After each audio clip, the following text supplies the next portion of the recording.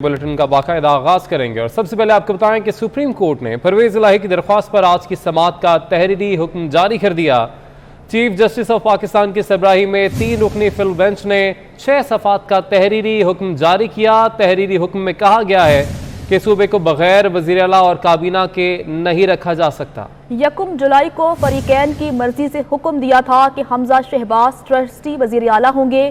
फरीकैन के दरमियान मौजूदा सूरत हाल बिल्कुल 1 जुलाई वाली सूरत हाल हो चुकी है। सुप्रीम कोर्ट ने परवेज इलाही की दरख्वास्त पर आज की समाअत का तहरीरी हुक्म जारी कर दिया है। चीफ जस्टिस ऑफ पाकिस्तान की सरबराही में 3 रुकनी फुल बेंच ने 6 सफ़हात का तहरीरी हुक्म जारी किया। हुक्म में कहा गया कि सूबे को बगैर वज़ीर आला और काबीना के नहीं रखा जा सकता। 1 जुलाई को फरीकैन की मर्जी से हुक्म दिया था कि हमजा शहबाज ट्रस्टी वज़ीर आला होंगे। फरीकैन के दरमियान मौजूदा सूरत हाल बिल्कुल 1 जुलाई वाली सूरत हाल हो चुकी है।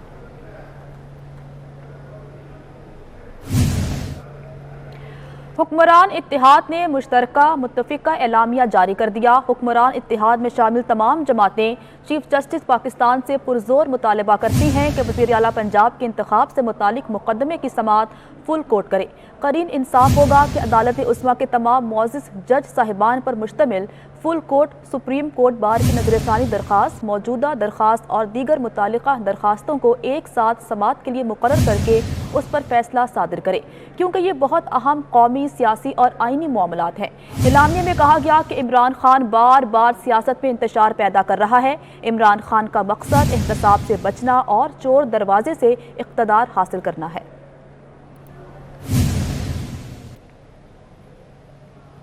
मुस्लिम लीग नून के नायब सदर मरीम नवाज ने ट्वीट किया है कि बहुत हो गया, एक तरफा फैसलों के सामने सर नहीं झुकाएंगे। अदलिया भी धौंस धमकी में आई तो फैसला नहीं मानेंगे। मरीम नवाज ने सुप्रीम कोर्ट के बेंच पर अदम एतमाद का इजहार कर दिया। कहती हैं कि एक ही बेंच के मखसूस फैसले मंजूर नहीं। सियासी इंतशार 17 मई के अदालती फैसले से शुरू होता है। बजरिया अदालती फैसला आइन की मनमानी तशरीह की गई। मर्जी से वोट देने वालों के वोट ना गिनने का हुक्म आया। आज नई तशरीह की जा रही है ताकि लाडले को फायदा पहुंचे। साबिक वज़ीर-ए-आज़म मियां मोहम्मद नवाज शरीफ ने लंदन से PDM की आला क़यादत से राबिता किया है। मियां मोहम्मद नवाज शरीफ ने वज़ीर-ए-आज़म शहबाज शरीफ, साबिक सदर आसिफ अली जरदारी, मौलाना फजलुर रहमान से टेलीफोन पर बात की। उन्होंने मरियम नवाज और वज़ीर आला पंजाब हमजा शहबाज से भी बातचीत की। तमाम सियासी रहनुमाओं से सुप्रीम कोर्ट के फैसले और मौजूदा सियासी सूरत हाल पर तबादला ख्याल किया। मियां मोहम्मद नवाज शरीफ ने लंदन में साबिक वज़ीर-ए-आज़म शाहिद खाकान अब्बासी और साबिक वज़ीर ख़जाना इसहाक डार से भी मौजूदा सूरत हाल पर तफसीली मुशावरत की। इमरान खान रियासती इदारों को मुदाखलत पर उकसाने लगे। ट्वीट किया कि माफिया लूटी दौलत बचाने के लिए मुल्क तबाह कर रहा है। इदारे कब तक इसकी इजाजत देते रहेंगे? पाकिस्तान श्रीलंका जैसी हालत से दूर नहीं जब लोग सड़कों पर निकल आएंगे।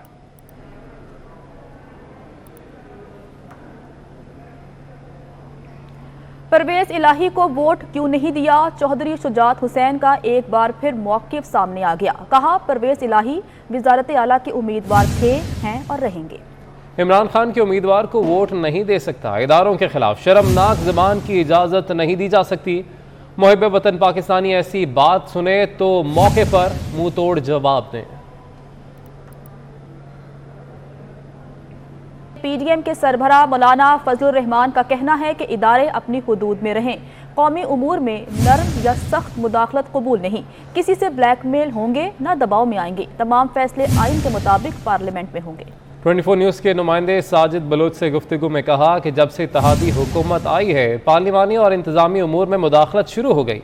हुकूमत को कहा जाता है कि हिदायत पर चलना है वरना बहरान पैदा कर देंगे। हमारे मुल्क पे बंद कमरों की सियासत शुरू हो गई है। टेलीफोनों के जरिए हिदायत देने, खुफिया तरीके से मिलने मिलाने और एक इदारा दूसरे इदारे पर असरअंदाज होने की जो सियासत कर रहा है, अब ये सियासत ये रियासत की तबाही का सबब बन रहा है। इमरान खान को तमाम इदारों ने, चाहे एस्टेब्लिशमेंट हो चाहे अदलिया हो, उसने फुल सपोर्ट दिया है और हर सतह पर उनको उनकी हौसला अफजाई की है। लेकिन जब से नई हुकूमत आई है, दोनों कुव्वतें, एक तरफ गैर जानिबदार भी वो हैं, न्यूट्रल भी वो हैं और इस हुकूमत के लिए रोज़ रोज़ मसाइल पैदा करना और रोज रोज एक हुकूमत को कटहरे में खड़ा करना, ये रवैये भी इस वक्त हम देख रहे हैं और नई नई तजवीज़ें आ रही है। मैं भी उनको न्यूट्रल ही देखना चाहता हूँ, अदलिया को भी, फौज को भी, जनरल्स को भी। रोज रोज आइन की नाक, मोम की नाक बनाकर जिधर मोड़ दी जाए, जो चीज कल कौमी असम्बली में इनके लोगों के लिए ठीक थी, आज वही चीज हमारे लिए गुनाह बन गई।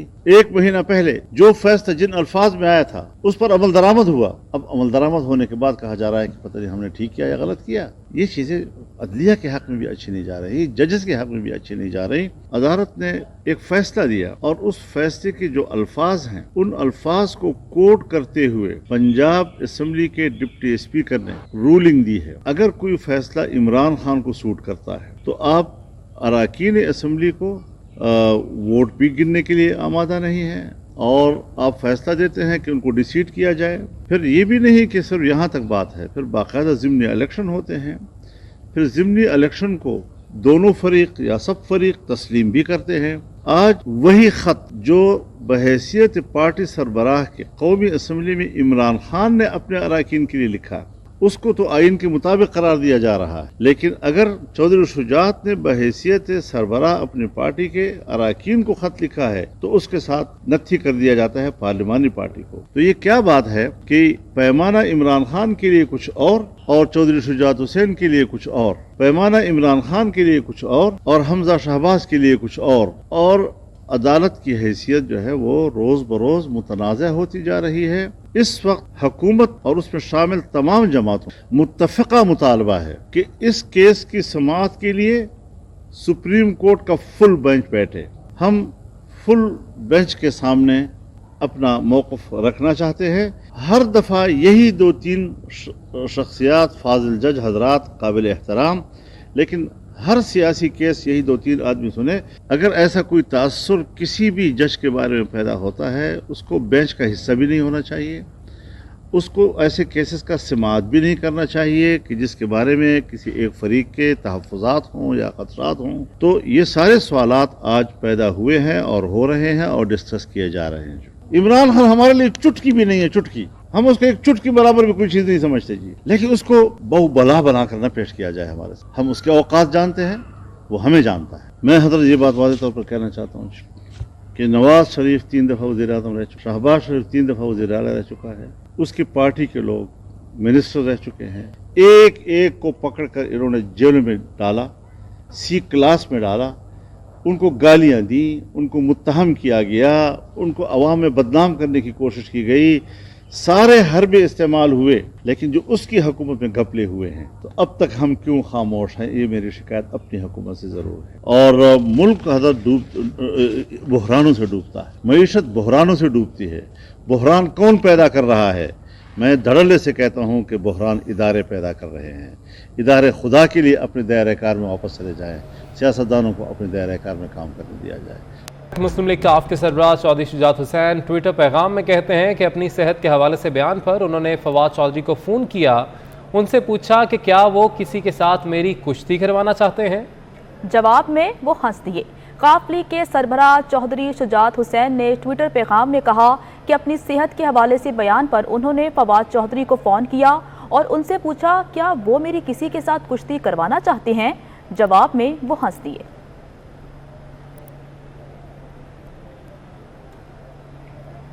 नून लीग के रहनुमा ख्वाजा साद रफीक रैली से खिताब कर रहे हैं। वोट चोरी किया गया, इसके बावजूद पंजाब में हमारी अक्सरियत आ गई। हमारी अक्सरियत को अकलियत में बदला गया। पंजाबियों के मैंडेट पे डाका डाला गया। हम चाहते तो लॉन्ग मार्च करते, धरने से इमरान को गिराते। हमने इंतखाबी नताइज को तस्लीम न किया, लेकिन पाकिस्तान को डिस्टेबलाइज होने से बचाने के लिए अपनी बात तो करते रहे। हमने रेड लाइंस क्रॉस नहीं की। हमारी क़यादत को जेलों में ठूंसा गया। नवाज शरीफ, मरियम नवाज, शहबाज शरीफ, शाहिद खाकान, हमजा शहबाज, आसन इकबाल, मिफ्ता मेमन, कामरान माइकल और हम जैसे दर्जनों लोग हम जेलों में डाले गए। मुझे बताएं, ठहरे बात करने दें। आज मुझे बताएं, जिन्होंने हमें जेलों में डाला था, जवाब दें।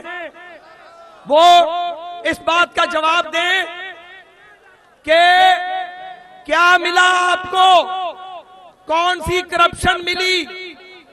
कोई करप्शन नहीं थी, सिर्फ हमारा जुर्म था बोलना, हमारा जुर्म था आइन और जमहूर की बालादस्ती की बात करना। हम क्या कहते थे? हमने 2008 में पाकिस्तान पीपल्स पार्टी का मुकाबला किया, उनकी हुकूमत आई, हम अपोजिशन में बैठ गए। 5 साल उनके पूरे हुए, हमने उनके इक़्तिदार पे छापा नहीं मारा। अपोजिशन की 13 में हम आए, हमने जाने वाली हुकूमत को इज्जत के साथ अलविदा कहा। वो अपोजिशन में आ गए, उन्होंने जिम्मेदाराना अपोजिशन की।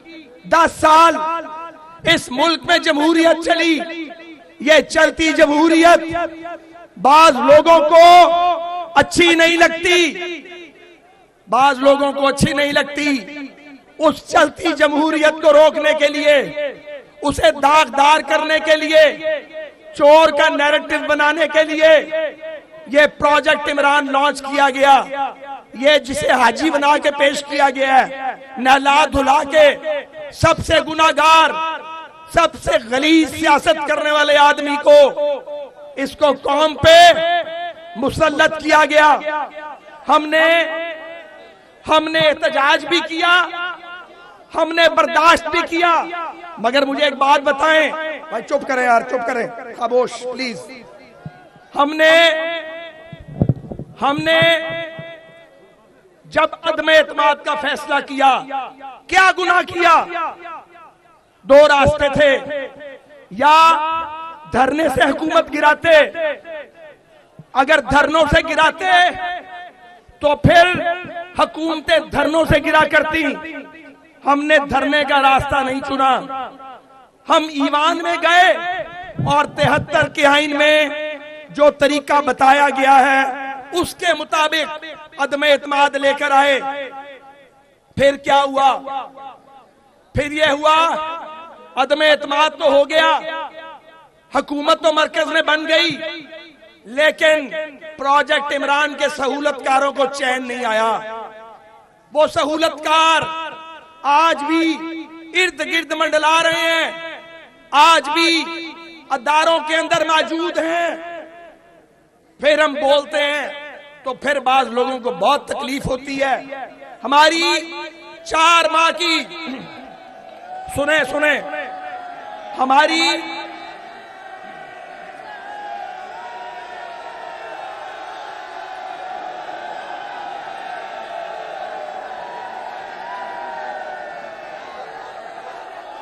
हमारी 4 माह की इस हुकूमत को काम नहीं करने दिया गया। पंजाब में हमजा शहबाज के पांव नहीं लगने दिए गए। मुझे एक बात बताएं, 4 साल मुल्क की मईशत को तबाही में डालने वाला, मुल्क को दिवालिया होने के किनारे पे ला के खड़ा करने वाला, बल्कि दलदल में धकेलने वाला, आज कहता है। न्यूज़ स्टूडियो से इतना ही। किसी भी खबर की तफसील के लिए विजिट कीजिए हमारी वेबसाइट 24newshd.tv।